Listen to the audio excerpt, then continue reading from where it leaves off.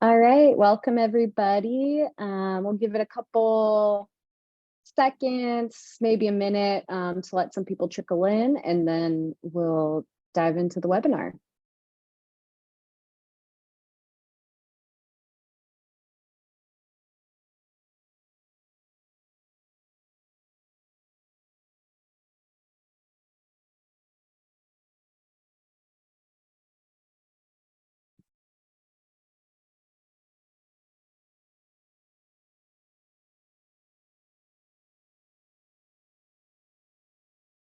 All right, we'll go ahead and call that good. So good morning, everyone, depending on where you are, of course, and welcome to Scaling Security Across a Herd of Applications.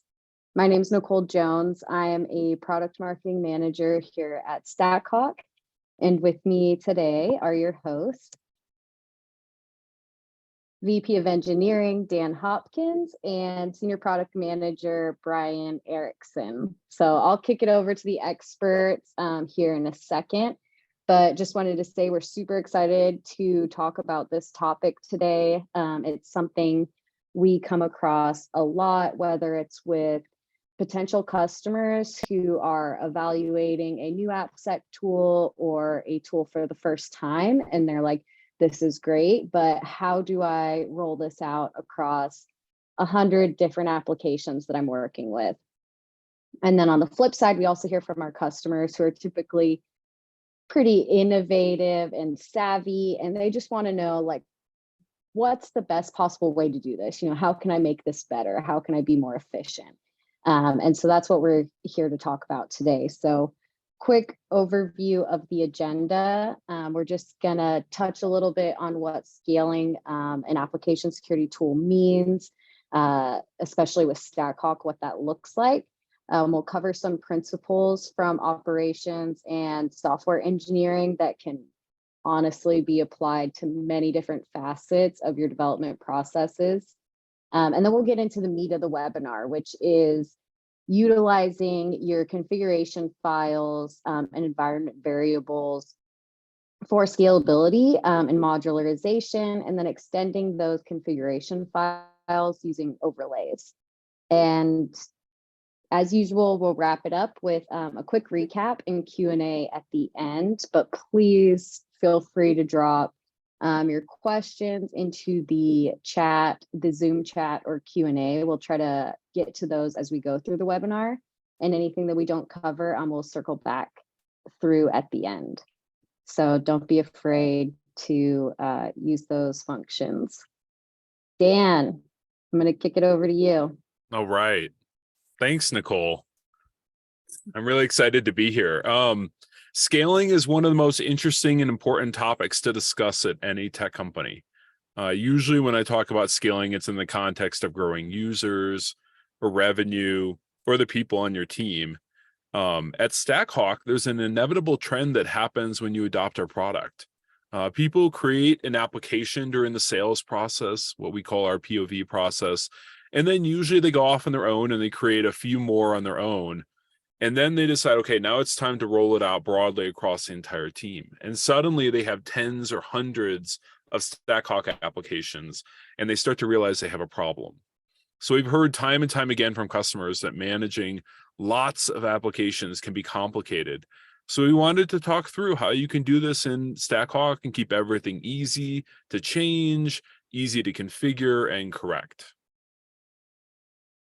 Here's some real quotations from some of our customers. Their names were withheld so that no one gets embarrassed. But one of the saddest stories I had with a customer is they were making a change to their application to change the timing of the way the scanner was working. Because they had found that in testing, if they increased the timeouts, they would get more consistent results. And they realized at the end of it, when they were testing on their single application, that in order to roll this out to all of their applications, they had to create 117 pull requests and manage them and get them merged in by the engineering team.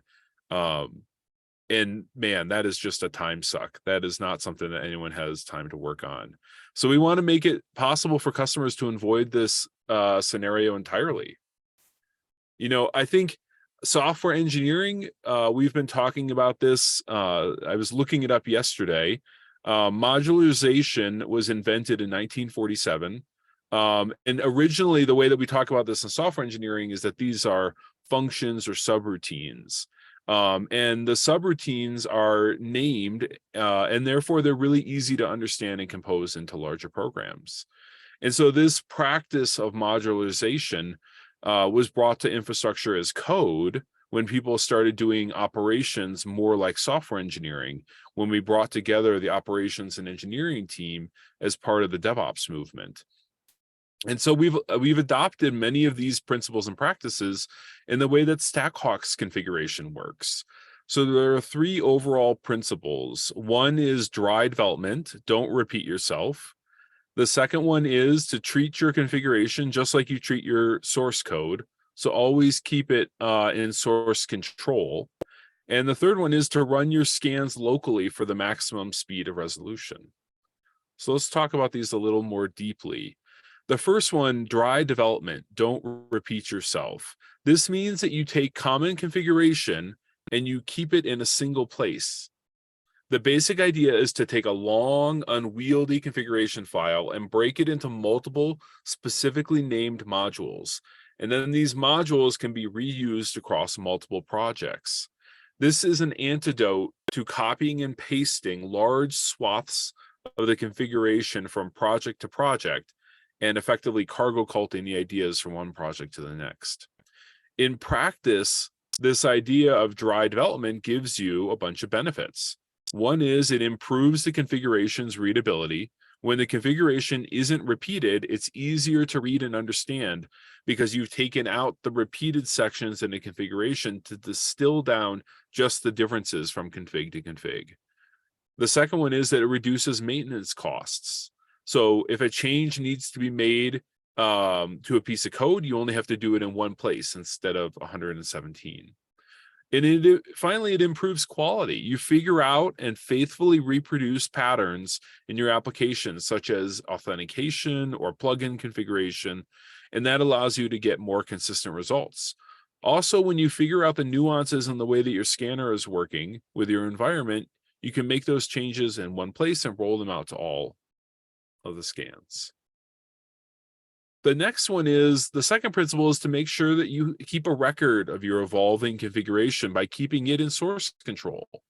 This means that everyone will have access to the same version of the configuration, and if anything breaks, you'll be able to look at history to figure out what happened.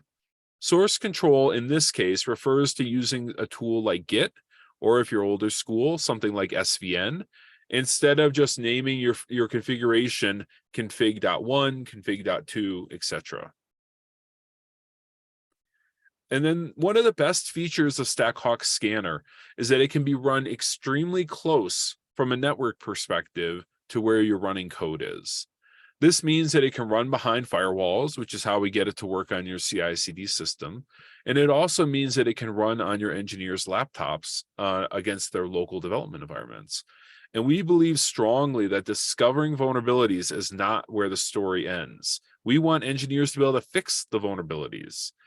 So when making a change to an application to fix a bug, you want to be able to optimize the loop between creating a fix and testing if that fix works. You make a change, you test to see if it fixes the vulnerability or the bug, and then you repeat that loop over and over again until you get the fix needed. This is how engineers are used to running their unit and integration tests, and it's a natural way for them to make fast progress. Okay, I'm going to hand it over to Brian to talk about turning some of these principles into action. Brian? All right. Thanks, Dan. So for those unfamiliar, and I hope you are a little bit familiar, StackHawk's HawkScan is a dynamic application security testing solution with a real strength in its ability to be easily integrated into development workflows and CI/CD pipelines.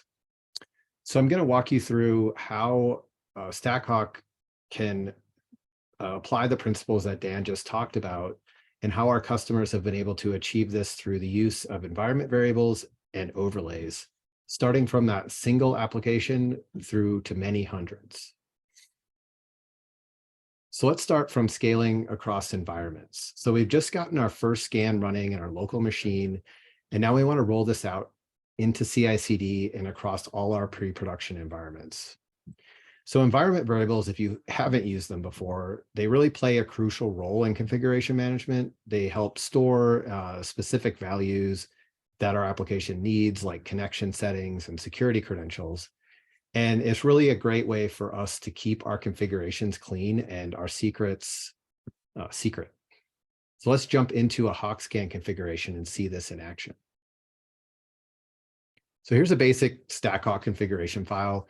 You can see here we've got an application ID, environment, and host. But of course, these values, they're going to change when we move this into CI/CD. So what we can leverage is environment variables within the YAML configuration to dynamically inject the correct value at runtime. This flexibility lets us easily manage those settings across all of our environments. So let's add some environment variables to this configuration. So here we've added a couple environment variables for the environment name and the host, which can now be defined in our CI/CD depending on where the scan is going to run. But here at StackHawk, we also really feel strongly that the best way to ensure good application security is to involve developers from the beginning. So how do we make this configuration work out of the box in a development environment? What we can do is leverage defaults. So when using environment variables, you can set what should the default be. And that way, when a developer has this project set up locally, they're able to just run a scan without needing to know a lot about how to configure StackHawk or what environment variables they need to set. So in summary, when using environment variables, we want to follow some best practices, keeping sensitive data secure, using clear and descriptive names, and remembering to set default values for your variables. So let's now see how we can scale across applications. So shifting our focus to another powerful feature of HawkScan, overlays. Overlays allow us to extend and modify our base HawkScan YAML configuration with application-specific settings. And really, they just are essentially separate YAML files that merge with the base configuration at runtime. This lets us modularize our configuration and share different aspects like authentication, custom scan discovery, custom test scripts, or any other configurations that might be common to different applications. So let's see it in action. So here's a little bit more complex configuration with API discovery for our open API endpoints and authentication. And as you look to expand, security testing into multiple applications, some of these elements are likely to be common to other apps in your organization. So how do we stick to those dry principles that Dan mentioned? We can break this configuration into sections using overlays. So here we've got our configuration split into a basic setup with our application, environment, and host. And then we've created an overlay for discovery and authentication. So discovery has all of our open API configuration. Authentication has that basic auth.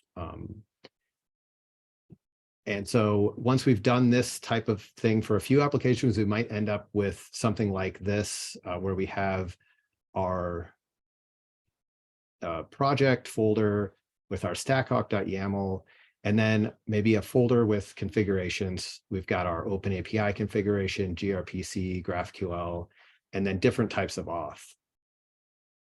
Now that we've modularized our configuration, we just need to specify our overlays at scan time. From the command line, you can do this by just adding the overlay files in order, starting with your base YAML and moving into your overlays. And we can also do this in CI/CD.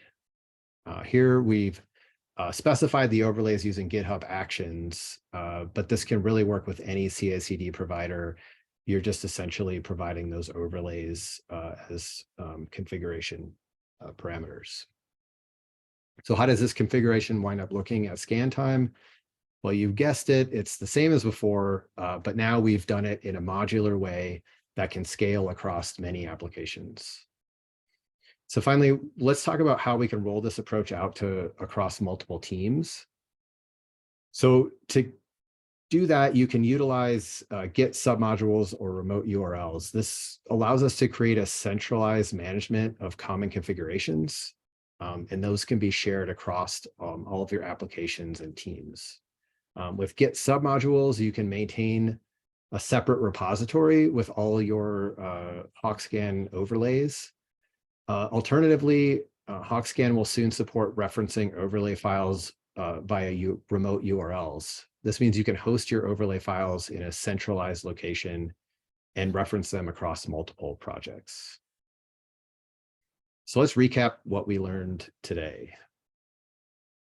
Dan walked us through principles from operations and software engineering, and we showed how to achieve that in your HawkScan configurations. First of all, we want to keep ourselves dry with HawkScan. Don't repeat yourself. Utilize the power of environment variables and overlays to avoid redundancy in your configurations. Version your configuration. Maintain a clear history and control over your configurations by versioning them.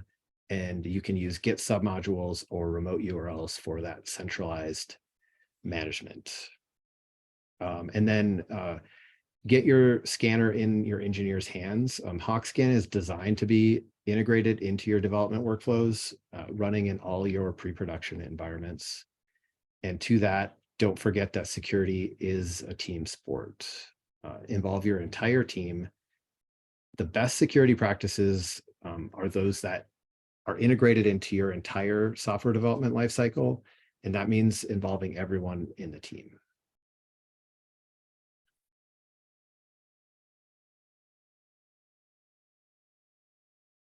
All right.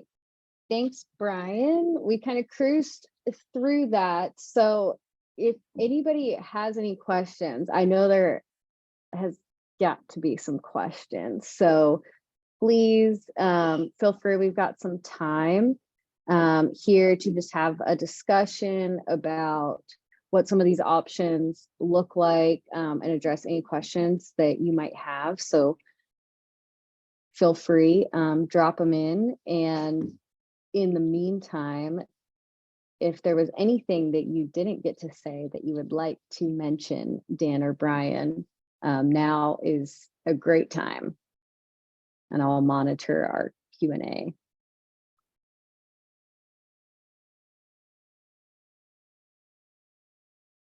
Yeah, I will just mention, so I know I cruised through some of those configuration topics. We've got a couple of articles that are coming out that should be a good reference for you if you want to implement these. I know it's kind of hard to follow, kind of move through a lot of that stuff quickly. So.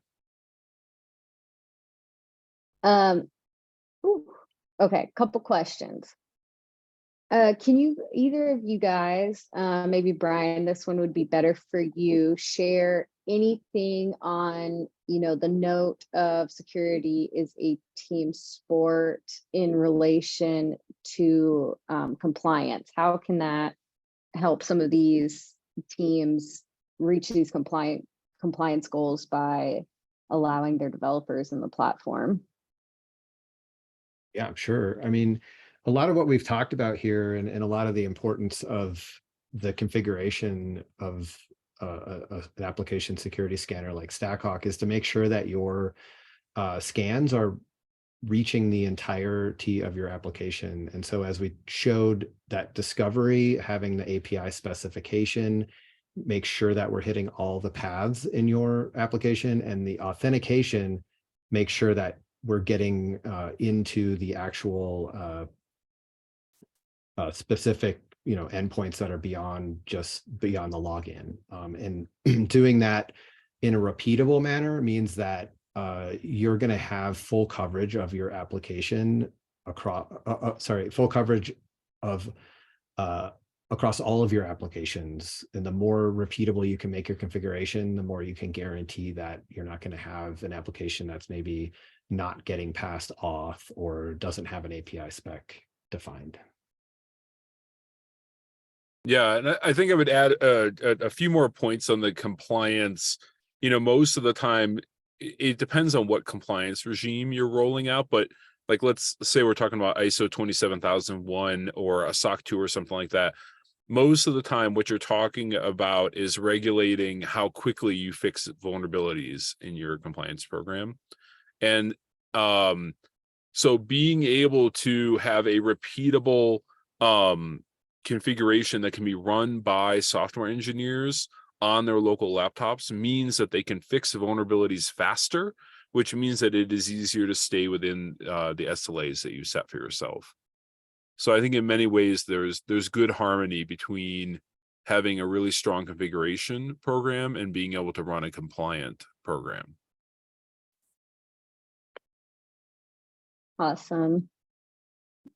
And one more, so this is specific to StackHawk, but in regards to coverage, like you guys were talking about, what endpoints does StackHawk cover? Oh, you want to take that down? Yeah, sure. So DAST is scanning. We are scanning from the outside of an application. It's typically called black box testing. We're scanning HTTP endpoints typically. And then as far as like the actual protocols go, it can be REST based is where the majority of our customers do, but we also support gRPC, SOAP, even GraphQL for scanning.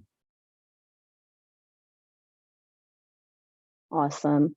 And next question, can we separate the tests across teams? Which component test cases are written by which team / squad internally of a monolith? If I didn't read it that well, you guys can probably see it in the Q&A. Yeah, no, this is a great question. And this really starts to get to the heart of the matter. A repeating pattern that we're seeing from a lot of teams out there is that they either scan a large complex application, and we might call that a monolith, or they scan it like the API gateway layer, for example, which is the place where you glue together all of the microservices that are behind it. So they're technically different, but they are functionally the same to our scanner. And what we see is that if you scan that with a single application and a single configuration, you're probably going to be in for a world of hurt because it just takes so long to scan a large application. Like, imagine scanning Amazon.com. It is just so many different endpoints. And so what we've been working a lot with customers to do is actually split that single monolith or single API gateway into multiple applications in StackHawk, and then use a lot of the dry techniques, overlays, environment variables that Brian was talking about, so that overall the application is scanned in a very similar way, because your authentication plugins, a lot of that is going to be the same across all the applications, but we can actually treat them as distinct units, and therefore we can run scanners in parallel and get a much higher performance and much more granular. The other thing we see with monoliths and API gateways is that one small change from one squad could require rescanning the entire application, whereas you want to have very focused scans, and you want those to be part of the CI/CD pipeline, so that when an engineering team makes a change, you only scan the part that they changed, and therefore you can attribute any failures back to the team that made the change. Thanks, Dan. Next one, Brian, what is your recommendation regarding training material and references on this matter? Sure. So I think we could probably break this up into two areas. One is just general training on security testing and how to sort of implement a security testing program. Specific to this webinar, as I mentioned, we've got a couple of articles coming out that walk through kind of the three phases of configuration management, starting with how to effectively use environment variables, and then a deep dive on how to use overlays to modularize your configuration files, and finally how to leverage Git submodules and remote URLs to kind of store those configurations in a centralized place. As far as general security, we obviously have a free trial that is available for StackHawk to use the application, and kind of our application is meant to be kind of walk you through how to get onboarded with security, but also we've got a great team of support folks and our customer success team that really works closely with all of our customers to make sure that they're successful with their security testing program.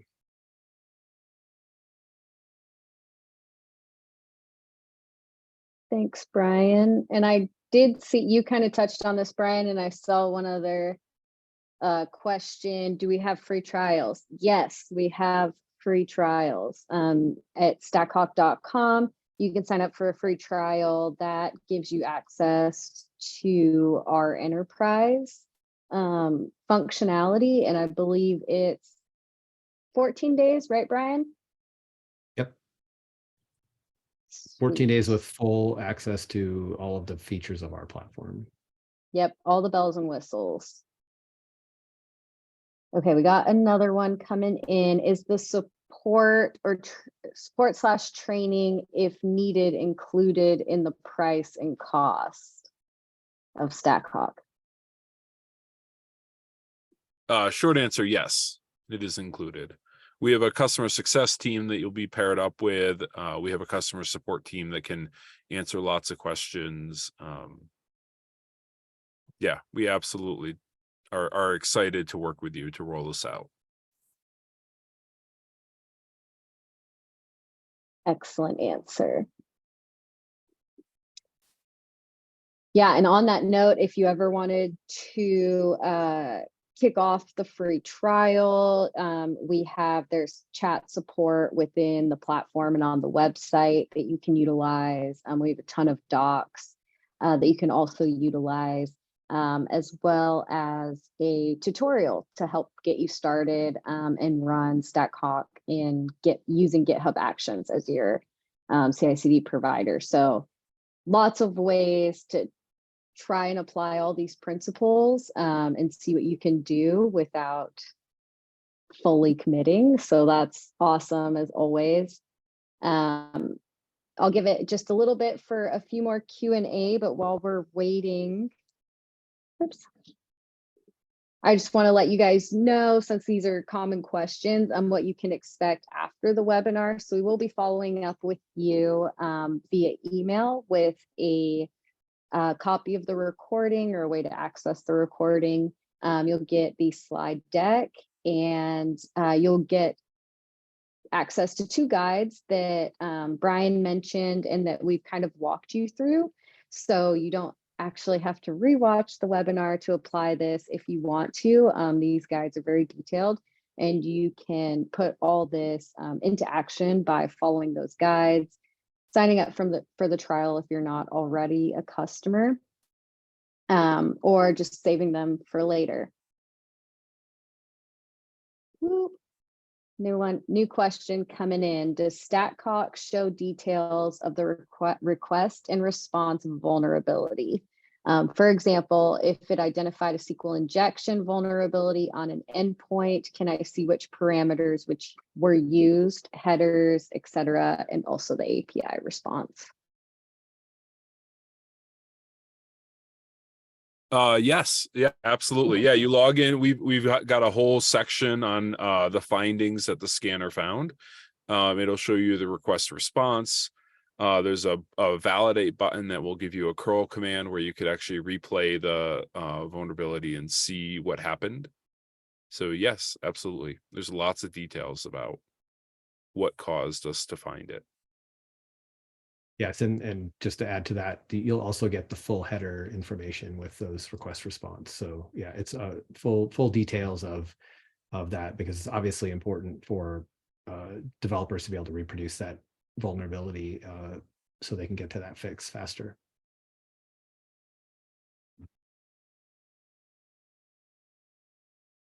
Sweet. Thanks, guys.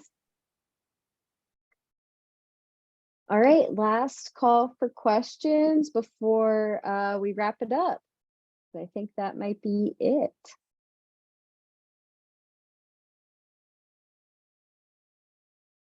Oops.